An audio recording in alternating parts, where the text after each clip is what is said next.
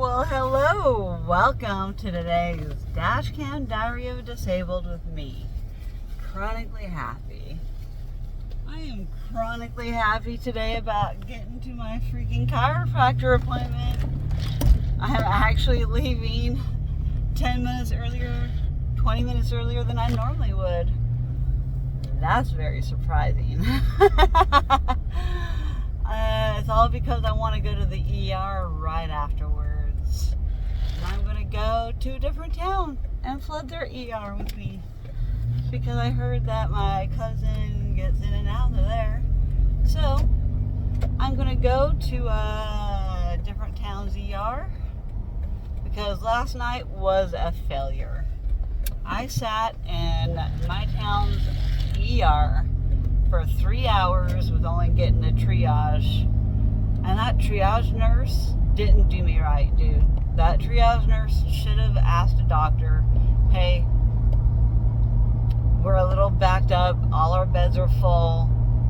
Why don't we go ahead and get this girl her CAT scan? So it doesn't matter whether she has a bed or not. She can just get her CT scan and then wait in the lobby. It's going to take some time for the doctor to read the results and all that kind of jazz anyway. So why don't you just get the scan? So it happened last time when I had my virus. I went right back to imaging.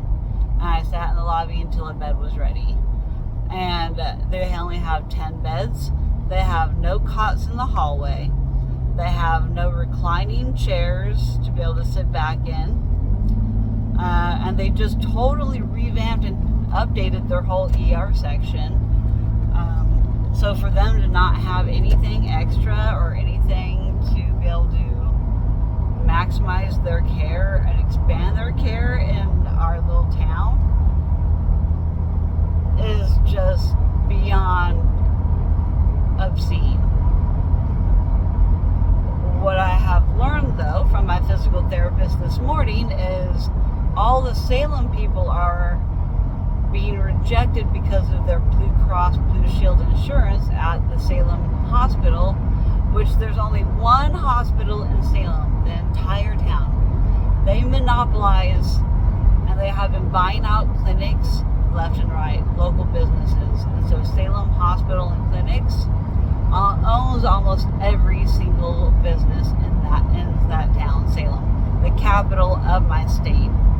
A big city that has quite a large population, and for them to now deny Blue Cross Blue Shield patients after they, United Healthcare had a thing, and a lot of businesses dropped United Healthcare because they were losing money from them. I don't know what's going on with Blue Cross Blue Shield, but Salem is no longer taking that. And so those Salem people are coming to my town and flooding my ER.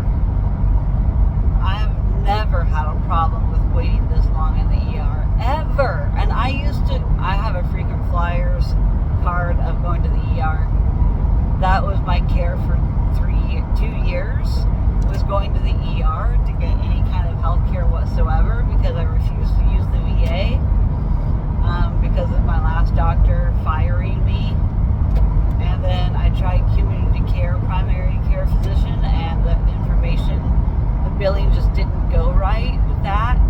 And so I said, I'm not going to mess up my freaking credit with the medical billing being all jacked up like that. So I was like, what other choice do I have? I can use the VA emergency room as much as I need to. They authorize every ER visit, no matter which ER you go to. It doesn't matter. They don't have any ER in network unless it's a VA one, but not everybody is close to a Portland ER. Now, could I have gone to maybe an urgent care instead? Yeah, but then they would have just sent me to the ER anyways. I've done urgent care.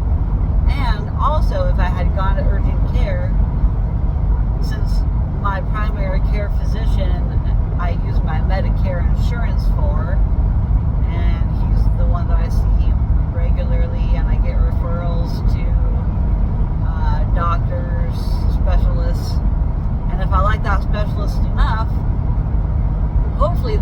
both my insurances, United Healthcare and VA. Well, my endocrinologist does not, so no matter what, I'm going to be paying for his services and whatever they do for me.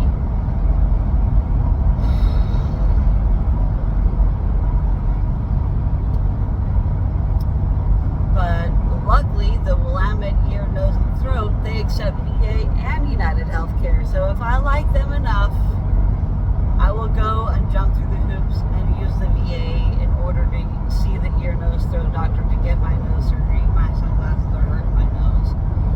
My nose hurts so bad, like it's so swollen down here now. It just hurts so bad.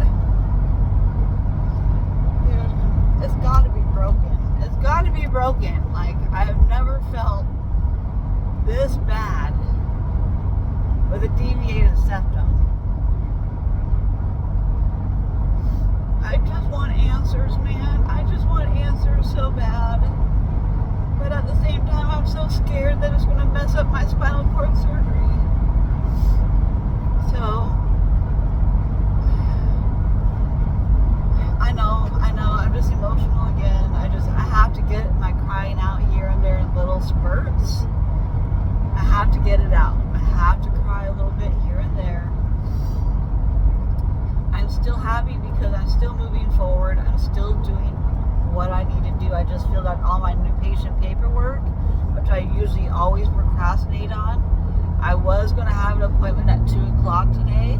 But come to find out, the doctor I was about to see, he's going to be retiring and he's no longer doing any kind of procedures. So it was kind of a luck of a draw that I got today's appointment, but depending on my situation, and upon him talking and reviewing, the situation, he's like, nah, I'm going to be gone, so there's no point in her seeing me and then having to pay a copay today and then also pay a copay a second time to reestablish with a new provider in the same office. So they didn't want me to waste my money on a copay today for the specialist that's not going to be able to help me further.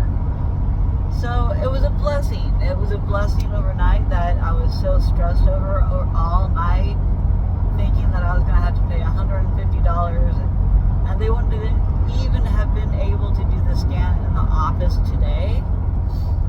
So it wasn't a good fit for today.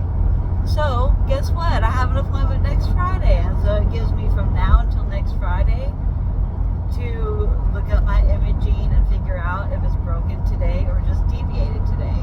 And if it's just deviated today, we can get that ER to send the Willamette Ear, Nose, and Throat the information. And if it's just deviated, they might be able to just stint it and help it heal in the correct spot. But if it's broken, it's going to need surgery. But also, it has to be within a certain time frame of having the incident happen. And I don't remember what day it happened. I didn't write it down. I just remember I had PT first thing in the morning, and it was with Carmen.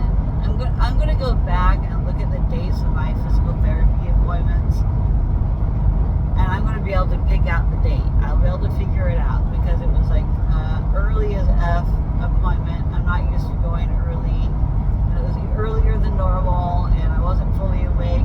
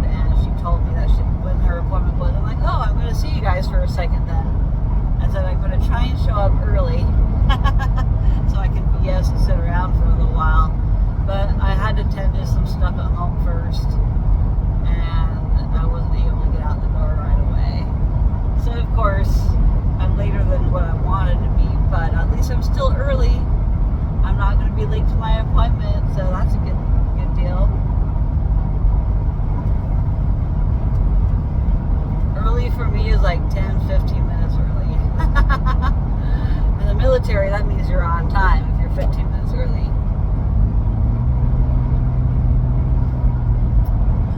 When you're on time, you're late in the military. Physical therapy did not do much this morning. I really need longer than a half hour today. I really do. I wish that was the last appointment for the day, and then I'd make them work overtime and be like, you got an extra 15 minutes with me, buddy. I will pay you $100 right now if you just give me my freaking extra 15 minutes. Because I'm so hard to adjust. I'm wrecked. My body is wrecked right now. I am in so much pain all throughout my entire spine, my hips, my SI joints, my back, my bottom ribs, my neck, my top ribs. It hurt. It doesn't so much hurt to breathe with some of my ribs, but my digestion has just completely slowed down. Thanks to taking magnesium daily, triple complex, that I'm able to have any kind of movements, period. But I might want to do some shopping, maybe, depending on how long the ER takes me. I might stop in Salem on the way home and try and get some, I don't know. I can't even really do shopping. I need to pay my bills and make sure all my bills are paid first. I spent a little bit too much money at the casino over the Monday, Tuesday that I stayed with my mom and her friend.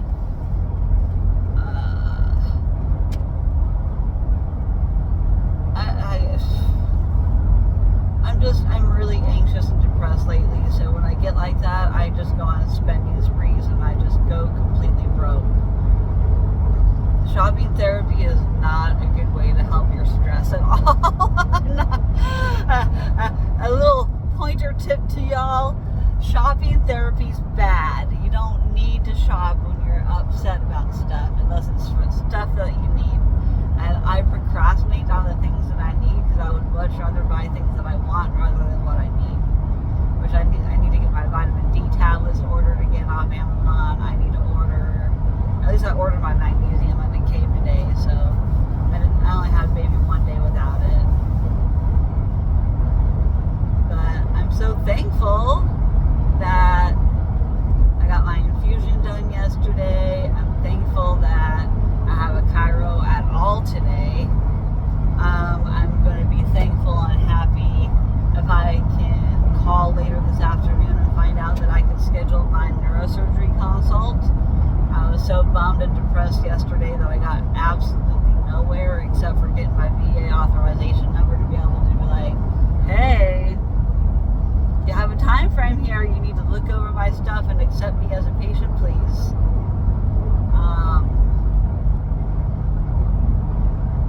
So I'm going to call every single day until I get an answer on scheduling for my neurosurgery. And we're going to see what surgery I get first, my nose or my spine. It's kind of up in the air right now. I don't know what's going to come first. It depends on whose schedule is more open, honestly. And I have a feeling I'm getting nose surgery first.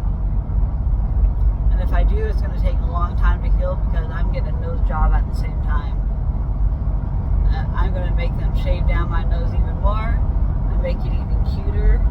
Take this little point off the tip of my nose too, that growth. So I called it like a pseudo tumor or something like that. Pseudo tumor.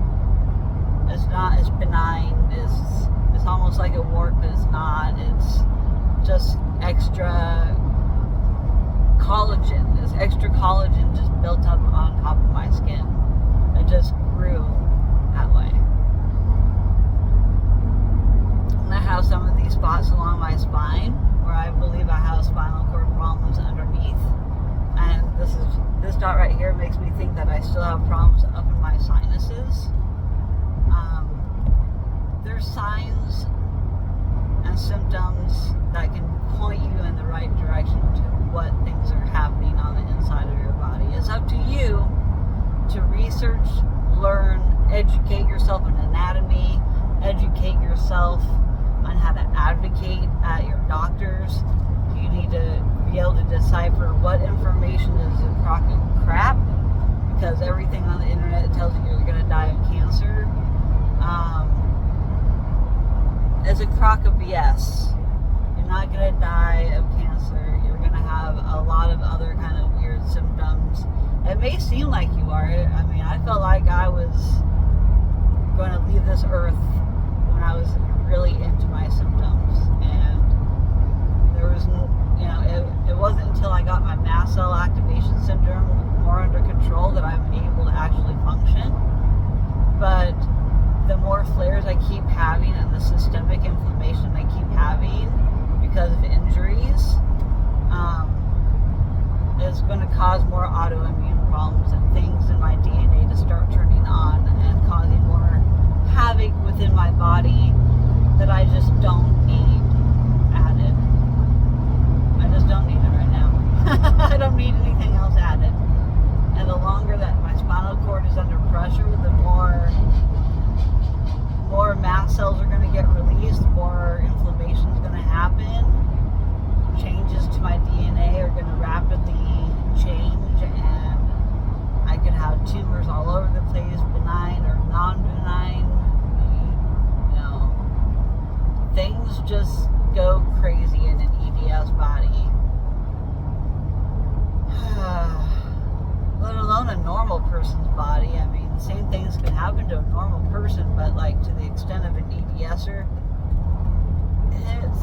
it's rare. It's rare to have a combination of all these problems, unless you have EDS. And then it's very common that we all have almost all of us have all the same problems, but some more severe than others. It depends on the environment that you're in. Your environment plays such a huge role in diseases and your mental health. Environment, nature versus nurture. There's truth to both, and you need to be in a supportive environment. You need to be supporting yourself. You need to believe in yourself. You need to accept that things are wrong. Accept that you probably will never be the same again once you get all of these problems. You can make yourself feel better, yes. You can have great days. You can have many functional days. But just know that at the drop of a dime, you can have a really crappy day. And it can only take one thing. It can take one trigger, one thing of stress, one thing of chemical smell, one thing of too much electricity of a certain frequency lighting.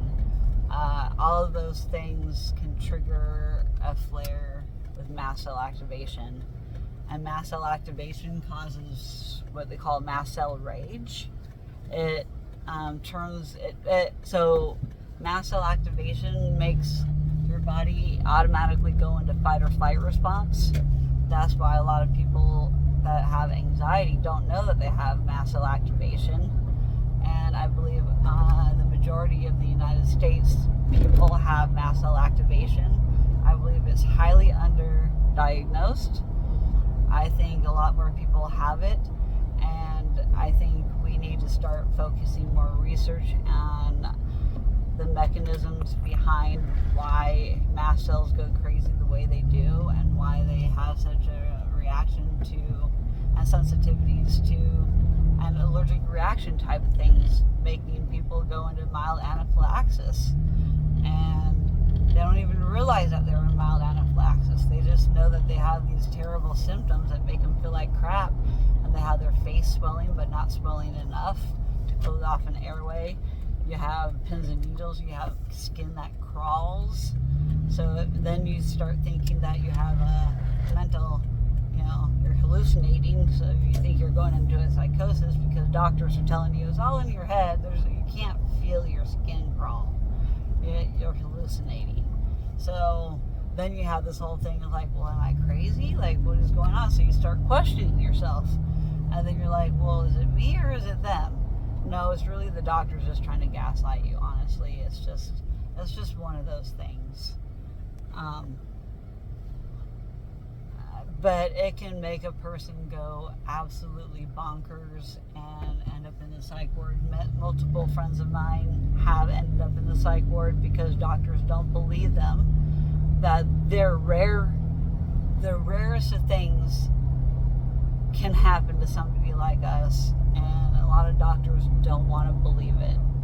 They are taught what they're taught in medical school, and if they've never experienced it in their 10, 15, 20 years of practice, then it just doesn't exist.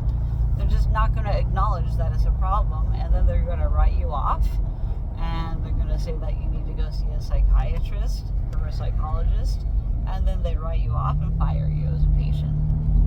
This is a typical problematic systemic issue in our medical care system in the United States of America.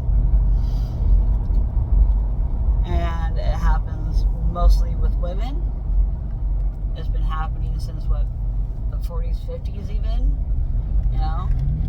They started giving all those anxiety meds and Valium to housewives back in the day because, they were getting stir crazy, being left at home with the kids and not doing anything. And I've seen some of my friends in the military, after they get out of military service, they decided to be stay-at-home moms. And then, I've had them vent to me a couple times and say, I just don't know what to do with myself. I'm going crazy being around these kids nonstop, and they need time to themselves. And then their husbands get home from work or their deployment or whatever, and it's a hard lifestyle to have. It really is. Let alone if you weren't in the military, neither one of the spouses are in the military, and still a woman wants to be a stay-at-home mom. I'm telling you, isolation is bad, and you only have so much attention span to be able to deal with children on a daily basis. Otherwise, kids would be at school a lot longer during the day, right? Elementary school, they get one teacher, between however many students. I'm sure there's problematic students in every freaking class. I became one of them for one of my teachers in 4th grade. Yeah. But anyways, enough about all that. I on a little rant today. I'm about at my appointment, so I gotta go. I love you all. Thank you so much for joining in and hearing my update. The ER was a bust last night. We'll find out how it goes today. And I'll have an update later today about my nose, whether it's broken or deviated. What are your guys' guesses? Deviated or broken? Let me know down in the comment section. Peace out.